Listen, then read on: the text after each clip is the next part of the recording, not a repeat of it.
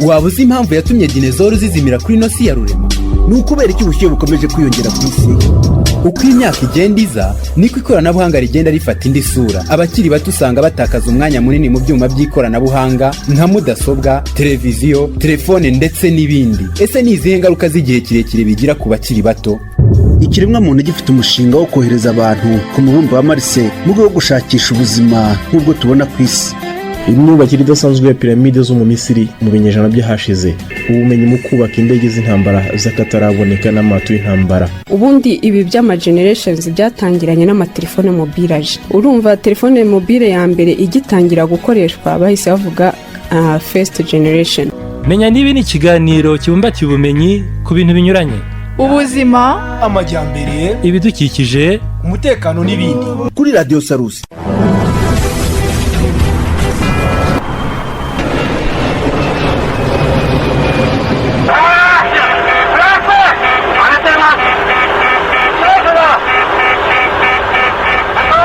Breaking news coming in here on 5 Live. A Myanmar Air Force aircraft carrying over 100 persons has gone missing, and a frantic search has begun in our neighboring country.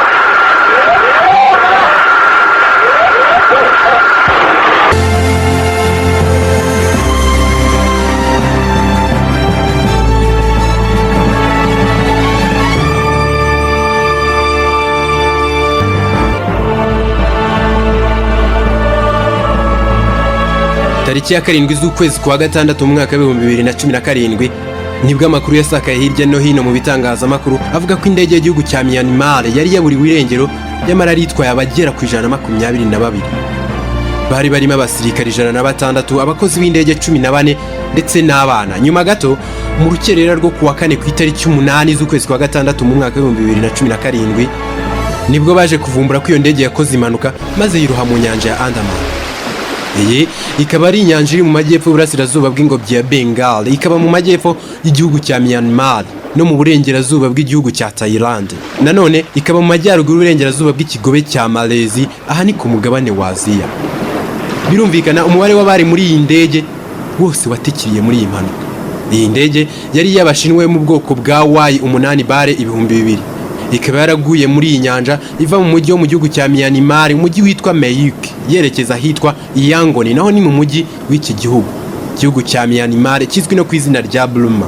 Intera yari iri hagati y'imijyi ibiri ni ibirometero 575. Iriya ndege ijya kuburirwa irengero, itumanaho ry'abari bayitwaye n'abari bayitegereje mu mujyi wa Yangon yewe naho yari ivuye Imiyek ryaracitse, ntibakomeza no kwibona muri radari zabo. Iyi mpanuka yaje ikurikiye n'izindi mpanuka z'indege zitagira umubare.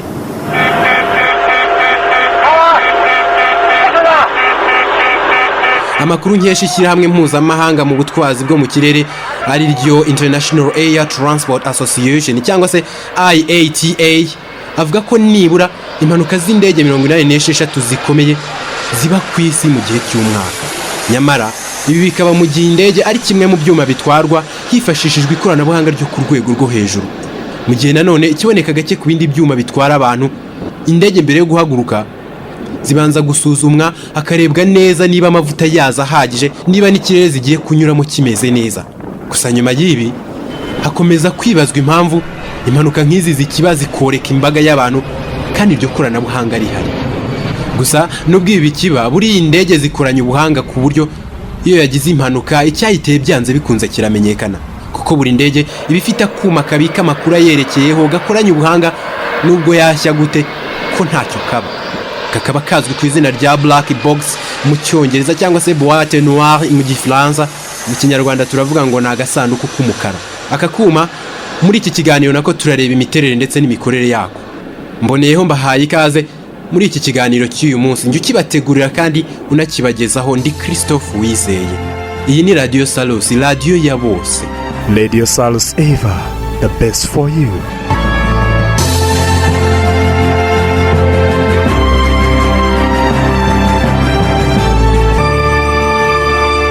Ibi nabiteguye nyuma yo gusoma kuri planeclashinfo.com ndetse na alabilow telegraph.co.uk, Forbes, Travel, Aviation, Global Incident Map, Aviation Safety.net, Airsafe, The Sun, Business Insider, The Guardian, narebye na televiziyo ya ABC n'izindi mbuga nka airlines.net, Box Aviation n'ibyegeranyo bitandukanye ku mpanuka z'indege nka Plane Crashes Documentary na Air Crash Investigation n'ahandi hatandukanye. Nongeye kubahereza ikaze muri iki kiganiro.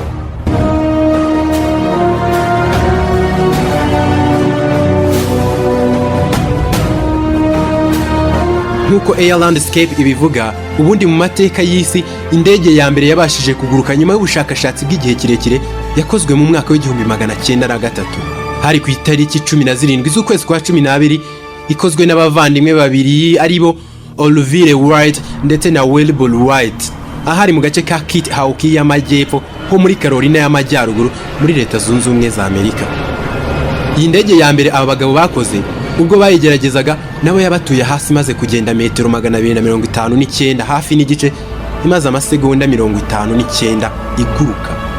Kuva ubwo mu mwaka w'1903 hakomeje kugenda haba amavugurura mu ikorwa ry'indege kugeza ubaho indege nini zifite ubushobozi bwo gutwara umubare munini w'abantu nka Airbus A380 ishobora gutwara abagera kuri 900. Nyamara ya mbere yatangiye itwara abantu babiri. Yewe n'indege yo mu bwoko bwa Antonov AN-225 Miria ubu ibasha gutwara ibintu bipima toni zigera kuri 640 ikaguruka mu kirere nta kibazo.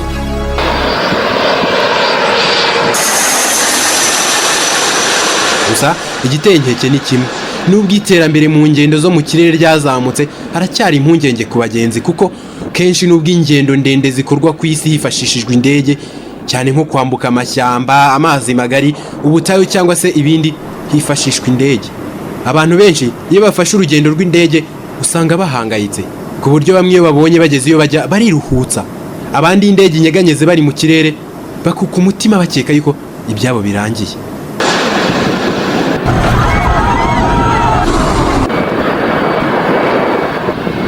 Nubwo isi imaze kugera ku ikoranabuhanga ry'akataraboneka, yewe n'ibihugu byinshi bikaba bifite satelite zihambaye, ibyuma bireba mu kirere nka za radari, indege zikaba zifite ibyuma bya GPS bigenzura aho zigeze, hari n'ubundi buhanga buhanitse bwo kugenzura ikirere n'ibikinyuramo. Ariko ikiyoberana nuko na n'ubu bitabuza ko indege zimwe na zimwe ziburirwa irengero burundu, yewe n'ibisobanuro by'aho zazimiriye bikabura. Nanone zimwe niyo zabonetse usanga barokoka ari mbarwa. Nyamara indege ifite icyuma bita transponder, umumaro wacyo w'ingenzi nuko kibasha gutuma indege ibonwa n'amaradari yo ku bibuga by'indege ku buryo idashobora kubura burundu, ariko biranga bikaba. Ikibyihishe inyuma ni iki rero? Sarusi ndayikunda pe. Sarusi ni radio nziza twabonye. Sarusi igira ibiganiro.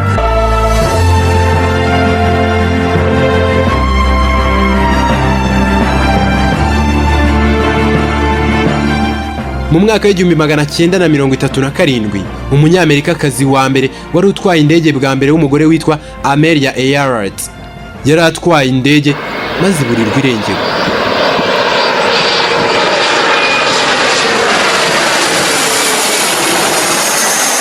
Ahari ku itariki 2 z'ukwezi kwa 7 mu mwaka w'1937 nibwo we na mugenzi we witwaga Fred Nolan baburiwe irengero mu gihe bari mu rugendo rwo kuzenguruka isi. Kurirwa irengero kwa Amelia kwabaye amayobera kuri benshi mu bashakashatsi, kuko nyuma y'uko indege iburirwa irengero abahanga bamwe bemeje ko iyi ndege yashizemo amavuta maze ikagwa mu nyanja ya Atlantique. Gusa ibi ntibyavuzweho rumwe, dore ko hari abemeje ko yaba yarafatiriwe n'Abayapani icyo gihe batacanaga uwaka na Leta Zunze Ubumwe za Amerika ku bwa Perezida Franklin Roosevelt wayoboye icyo gihugu kuva mu mwaka w'1933 kugeza mu 1945. Mu isi yari yiganjemo ikoranabuhanga, na n'ubu kuri iyi mpanuka ntikurajya hagaragara. Hari n'abaketse ko yatwawe n'ibivejuru, ariko nta kuri gufatika guhari kuri ibi.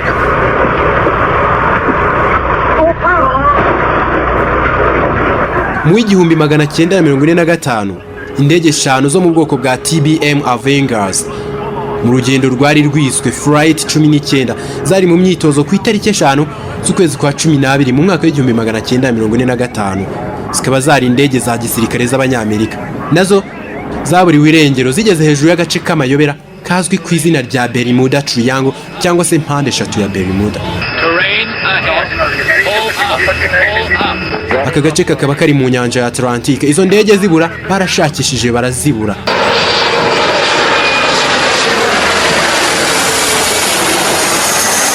N'abari bazirimo 14 bose baburiwe irengero. Zikiva ku kibuga cy'indege cya Fort Lauderdale muri Florida hari mu masaha 8:50 z'amanywa. Nyuma y'isaha n'igice bari mu rugendo, wari uyoboye witwa Charles Taylor, wari n'inzobere mu kugurutsa indege, yahamagaye avuga ko utwuma twerekana amerekezo tuzwi nka compasses cyangwa se boussole tutari turi gukora neza, kandi icyo gihe ntibari bazi aho bari.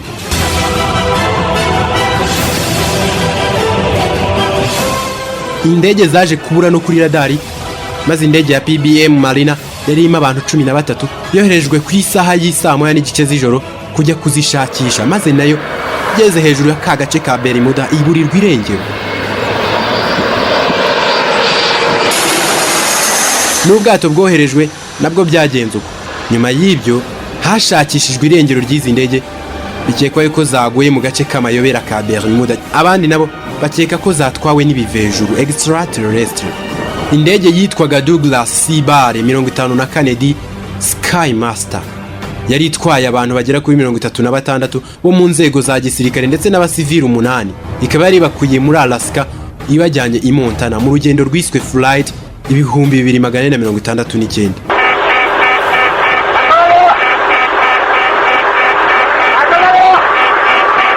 Nyuma y'amasaha 2 gusa ihagurutse yahise iburirwa irengero.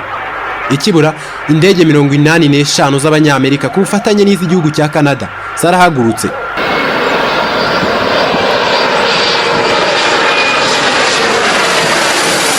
Zijya kuyishakisha. Izo zose zari zirimo abakozi bakabaka 7,000, ariko nabo ntacyo bagezeho. Iyo ndege baranze barayibura nk'uko Telegraph bihamye. Abasirikare bakuru bo mu kigo cya gisirikare cya Anchorage Air Force Base hafi yaho iyi ndege yaburiye, mu buhamya bwabo batangaje ko babonye ibintu bidasanzwe biguruka muri icyo kirere mbere gato y'uko indege iburirwa irengero. Bamwe baketse yuko ari ibya biremwe biba ku yindi migabane extraterrestre bijyana izo ndege. None se byaba ari ibyo bivejuru biteza impanuka z'indege zimwe na zimwe zigakurizamo kuzimira? Ni ikiganiro menya nibi cya Radio Salus. Nje ndi Christophe Wizeye. Radio Salus Eva, the best for you.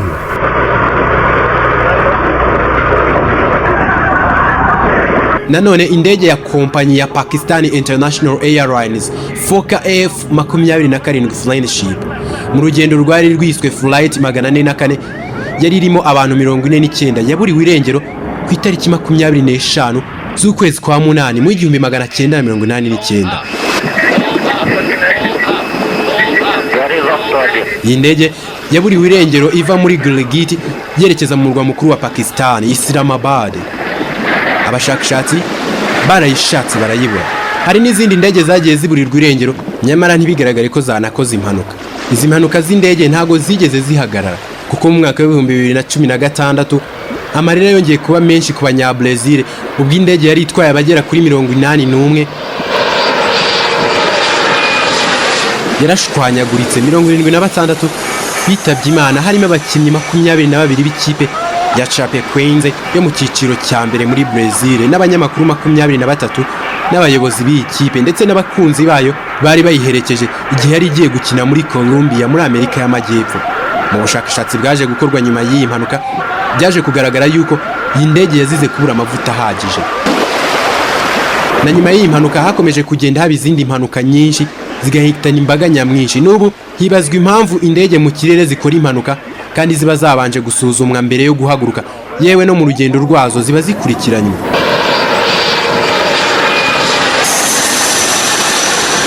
Urokotse impanuka y'indege yaba we n'ababibonye babyita igitangaza. Uyu yitwa Cecile yarokotse impanuka y'indege, avuga ko iyo mpanuka yabaye akiri muto, yigaga mu mashuri yisumbuye, maze indege yararimo n'ababyeyi ikora impanuka n'abarimo bose barashira. Byaramutangaje uburyo ari we warokotse iyi mpanuka y'indege yabaye muri Leta Zunze Ubumwe za Amerika mu mwaka wa 1989, bituma anakoraho icyegeranyo yise Soul Survivor.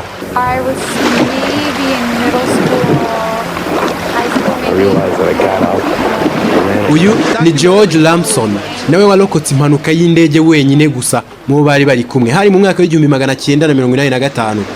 ati nge nisanze hasi ndahaguruka ndiruka. I realized that I got up, I ran away. I've cried harder than any man has ever cried. Uyu n'undi mugabo warokotse impanuka y'indege yabaye muri Turukiya hari muri 2006. indege yaguye igihaguruka ku kibuga cy'indege. Aragira ati nararize yewe n'abandi bagabo bashoboraga kurira bitewe nuko byari bimeze. Ati cyo koze umugore wanjye yari ahari yaramfasha kugenda ntibyari byoroshye narariraga sinabashaga kugenda kaguru kari kangiritse.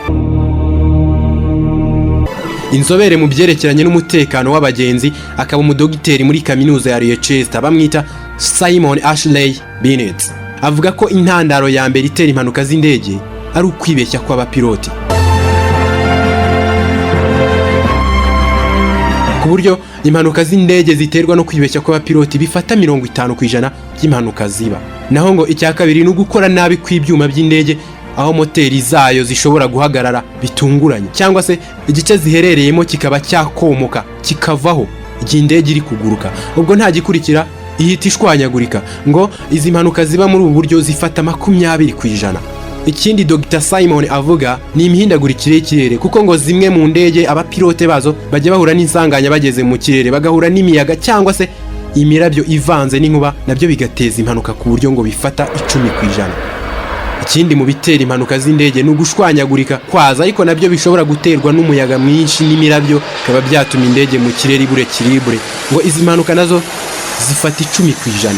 Ikindi ngo ni ukwibeshya kwa muntu aho abagarukaho hari abakoresha itumanaho rya hafi ku bibuga by'indege bavugana n'abapiloti mu kuyobora indege. Aha nabo ngo ukwibeshya kwabo gushobora kuyobya indege ikaba yakora impanuka bitari byitezwe. Black box cyangwa se boîte noire aka ni agasanduku k'umukara kakaba ari akuma kabasha kubika amakuru yerekeranye n'indege kakaba kagaragaza amakuru n'ibiganiro abapilote bagiranye n'ababayobora mbere y'uko indege ikora impanuka. Aka kuma gakoranye ubuhanga ku buryo indege yashya kagasigara ari kazima. Benshi muzi yuko kaba ari umukara nkuko izina ryako ribivuga ngo ni black box cyangwa se boîte noire. Ngo ndavuga agasanduku k'umukara muri mwe rw'ikinyarwanda gusa ntago ari ko gasa.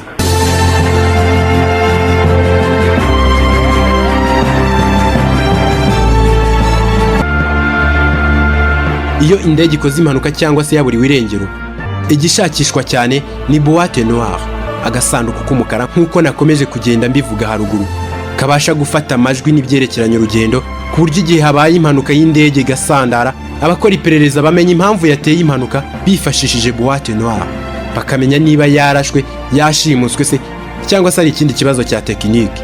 Black box cyangwa se boîte noire iri zina nubwo ariko benshi dukunze kucyita ariko abahanga b'indege iki cyuma bacyita electronic flight data recorder.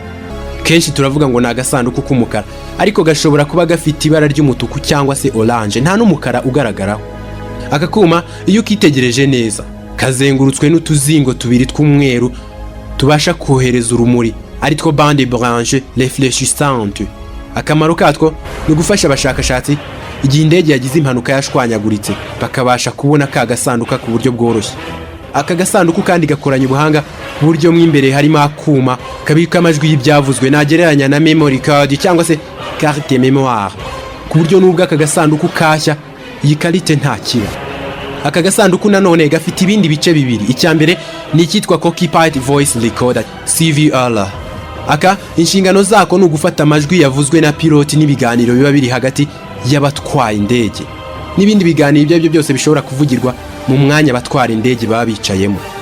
Aha gafata n'amatangazo agenerwa abagenzi avuye muri cockpit n'amatangazo mpuruza. Aya makuru yose cockpit voice recorder iyafata mu gihe kingana n'amasaha 2. Ikindi gice ni igice cyitwa flight data recorder. Iki gice cyo gifata ibyerekeranye n'urugendo.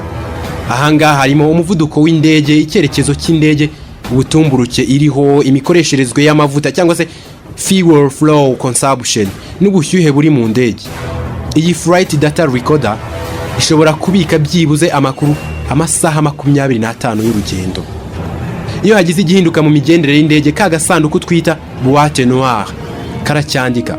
Ikinyamakuru cyitwa Dutch World kivuga ko hari za boîte noire zishobora gufata ibibera mu ndege icyarimwe hatabaye ibi bice bibiri bya flight data recorder cyangwa se cockpit voice recorder. Ariko mu ndege nyinshi usanga utu dusanduku dufite ibi bice bibiri.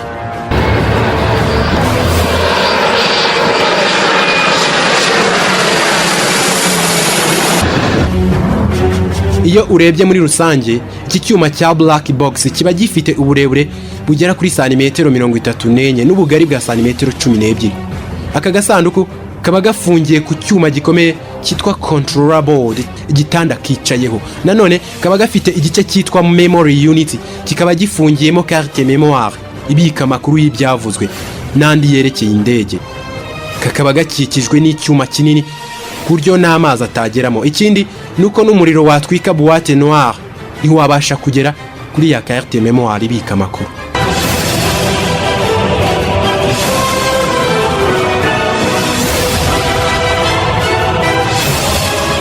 Nanone kugira ngo iyi karite ibashe kwakira amakuru haba hacometseho umugozi utwara umuriro ari wo power supply. Uyu mugozi wohereza amashanyarazi, icyo umara ni gutuma ya makuru boîte noire ifata yibika. Iki cyuma kibika amakuru y'indege kizwi nka boîte noire cyangwa se agasanduku k'umukara mu kinyarwanda ntago cyavumbuye kuva indege ya mbere ikorwa, ko cyaje kuvumburwa n'umufaransa witwa François Hosseino hagati y'umwaka w'1920 n'uw'1930. Gusa nanone iyo yakoze muri uyu mwaka ntago yabashaga gufata ibiganiro by'abapiloti batwara indege n'amakuru yerekeranye n'indege. Byaje gutuma umunya-Australia witwa Dr. David Wallen wari inzobere mu by'ubumenyi bwo kuguruka kw'indege, aeronautical scientist wakoraga muri Defense Science and Technology Organizations mu nzu y'ubushakashatsi yitwaga Aeronautical Research Laboratory iherereye mu mujyi wa Melbourne ni muri Australia. Ahari mu kwa gatatu mu mwaka w'1925. Kuva icyo gihe indege zashyirwagamo aka gasanduku k'umukara kugira ngo ziguruke babanzaga gucana ku gasanduku. Ariko uko iterambere ryagendaga rizamuka ubu ngubu ikoranabuhanga rigezweho nuko guhaguruka kw'indege aka gasanduku gahita kiyatsa kagatangira gufata amakuru y'indege kikoresha hatabayeho uruhare rw'uyoboye indege ari we pilots.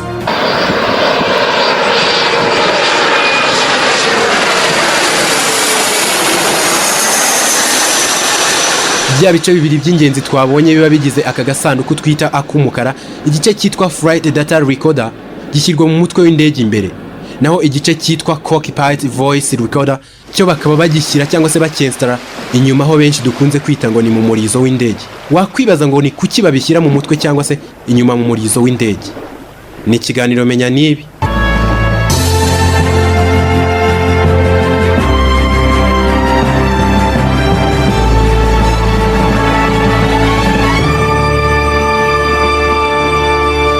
Mu rwego rwo kugira ngo nk'igihe indege ikoze impanuka imaze gushwanyagurikira mu kirere utu dusanduku tuboneke kandi tutangiritse cyane, niyo mpamvu agace kamwe bagashyira mu mutwe w'indege kandi bakagashyira mu murizo. Bivuze ko iyo ikoze impanuka umutwe w'indege cyangwa se umurizo wayo igice cyawo cy'inyuma ntago byangirika cyane. Nanone ibi byemezwa n'inyandiko y'ikinyamakuru The Guardian yo mu kwa gatatu ku itariki 31 hari mu mwaka wa 2014. Inyandiko yiswe Secret of Black Box. Mushobora kuba muri kwibaza muti noneho ni intege indege nye mfata umwanya w'inyuma cyangwa se imbere kugira ngo nikora impanuka nzabashe kuyirokoka. Yego ibyo birashoboka ariko amahirwe bari make kuko impanuka y'indege irokokwa na mbarwa. Izi black box cyangwa se twa dusanduku tw'umukara ziba zikoranye ubuhanga ku buryo zishobora gukora ziri mu bukonje bungana na degrees Celsius munsi 55. Bivuze ngo ni muwe degrees Celsius 55. Zishobora no gukomeza gukora zimeze neza ku bushyuhe bugera kuri degrees Celsius 77 nk'uko inyandiko y'ikinyamakuru The Guardian ikomeza ibigaragaza. Ubushakashatsi bwagaragaje kandi ko iyo utu dusanduku twa black box turi gukorerwa igerageza tubasha gushyirwa ahantu hakonje cyane n'ahandi hashyushye cyane ku buryo dushobora guterekwa nk'ahantu hafite ubushyuhe bugera kuri degrees zirenga 1000 degrees Celsius ndetse no muri degrees Celsius 60 harebwa niba twakwangirika ariko tukabasha guhangana nabyo. Bivuze ko nubwo indege yagurumana n'ubushyuhe bwinshi cyane utu dusanduku ntacyo tuba. mu kutugerageza dushobora gushyirwa mu hantu hari ubushyuhe bugera kuri °C 260 mu gihe kimara amasaha 10 kugira ngo harebwe nimba twakwangirika. Tubashije gutsinda icyo kizamini nitwo dushyirwa mu ndege. The Business Insider itangaza ko Black Box bayikora gutya kandi bakayigerageza ku buryo bukomeye kugira ngo igihe indege ikoze impanuka itazasandara maze amakuru yateye impanuka akisoba abashakashatsi. Mu nyandiko yiswe Black Box are Incredible, nyandiko yumvikanisha ko izi Black Box zihambaye yo ku itariki 20 mu kwezi kwa gatatu mu 2014 ya Business Insider yavugaga ko aka gasanduku k'umukara gafite ubushobozi bwo kumara ukwezi kose mu mazi mu bujyakuzimu bw'ibirometero 9.6 nta kibazo na gito gafite. Uyu munsi indege zose zikora ingendo z'ubucuruzi ziba zifite agasanduku k'umukara kariho akuma koroshye gafite frequency yo hasi cyangwa se imbaraga nkeya, kakaba kabasha gutuma indege iboneka nk'iyo iguye nko mu mazi kuko kakigwamo gahita kaka ku kanya. Nanone gafite ubushobozi bwo kohereza ibimenyetso mpuruza mu buryo bw'amajwi continuous pinging noise nibuze mu birometero 4 uvuye mu bujyakuzimu. Aka kuma kaba gafite bateri ishobora kumaramo umuriro iminsi 30 gusa, kaba yagabanuka bitewe n'ubukonje gasanze mu mazi. Indege yose yikoze impanuka agasanduku kayo bitewe n'uburyo gakozwe n'ahantu kaba karashyizwe kagomba kurokoka 100%. Urugero nk'uko mbikesha CNN, nyuma y'uko indege ya Air France 447 iguye mu nyanja ya Atlantique hari mu kwa gatandatu muri 2009, byaragoranye ku buryo udusanduku twayo twabonetse hashize imyaka 2 hari mu mwaka wa 2011, kandi iyi myaka aka gasanduku kari kayimaze mu mazi. Iyi ndege igwa yari itwaye abantu bagera kuri 220, ariko amakuru yagaragajwe n'ako kuma humvikanye amajwi n'ibiganiro by'abapilote mu gihe mbere y'uko aka kuma kavumburwa hari harayoberanye cyateye iya mpanuka. Icyavuye muri ibi biganiro nk'uko mbikesha CBS News nibi bikurikira. Uyu David Robert yarafatanije n'uwitwaga Mike Dubois. David Robert yaravuga ati yizamure, yizamure. Naho mugenzi we witwaga Pierre Cedric akamubwira ati nyamara ariko nahoze mfata icyuma kizamura kuva kare. Kapiteni Mike Dubois akavuga ati oya wizamura. Robert agakomeza avuga ati mpereza mbarigiye utwara. Muri ako kanya Robert niwe wahise atangira gutwara. Indege arayimanura. Bitunguranye ijwi ritabaza ryahise ryumvikana ribamenyesha ko bari kwegera cyane amazi y'inyanja. Robert aragira ati tugiye kugwa. Ariko ibi ntibishoboka. Dubois ati ndabona tugeze nko muri dogere 10 ngo tugere hasi. Icyo bakuye muri aya majwi nuko indege yari yakubiswe n'inkuba maze itangira kwiyobora ikakamba ikirere cya Atlantique kugeza ubwo abapilote bari bayitwaye basiganye irindi igwa muri Atlantique. Abari bayirimo bose baratikiye. Ikigaragara nuko utu dusanduku dukunze kwita ngo n'utw'umukara cyangwa se black box tutari mu ndege impanuka cyangwa se ibindi bibazo byatuma indege zisandara ntibyabasha kumenyekana kuko abantu bahera mu gihirahiro. Ariko nanone binteye kwibaza ko indege zimwe na zimwe zagiye zikora impanuka zikabura burundu kwino sinzima yuzuye ikoranabuhanga ku buryo nibuze hagati ya metero kare 5 n'8 abafite icyogajuru cyagenzura. Hari impanuka z'indege zagiye ziba amayobera ubwo ibisigazwa byazo byagendaga bibura burundu. Aha nakomoza ku ibura ry'indege ya Malaysia Airline yaburiwe irengero ku itariki 8 z'ukwezi kwa gatatu hari muri 2014 iva i Kuala Lumpur muri Malaysia yerekeza i Beijing mu Bushinwa. Abantu bari bayirimo bose bagera kuri 239 baburiwe irengero burundu. Abantu benshi bibaza ko ari ibindi biremwa byo kwindi mibumbe bifite ikoranabuhanga ridasanzwe ari byo bita extraterrestre bishobora kuba biri inyuma y'izi mpanuka ndetse n'izimira ry'indege zimwe na zimwe ku isi bikarangira zibuze burundu. Ariko se ibi byaba bibaho? None bikora bite? Binavuga ko bamwe kuri nosi bakorana nabyo. None se tubyizere? Ntimuzacikwe n'ibiganiro menya nibi by'ubutaha. Nkomeje kubashimira mwe mudahwema kubana nanjye kandi nkunda ibitekerezo byanyu. Mukomeze mukande like kuri page y'iki kiganiro ariyo Salus menya nibi, cyangwa se munyandikire haba kuri email yanjye ni chriswizeye@gmail.com.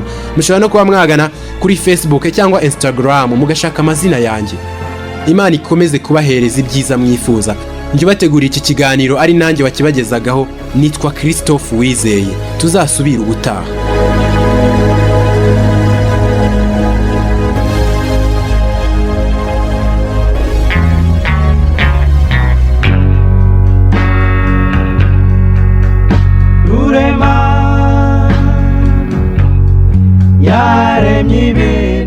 menya n'ibi. Waba uzi impamvu yatumye dinezoro zizimira kuri ino si ya rurema?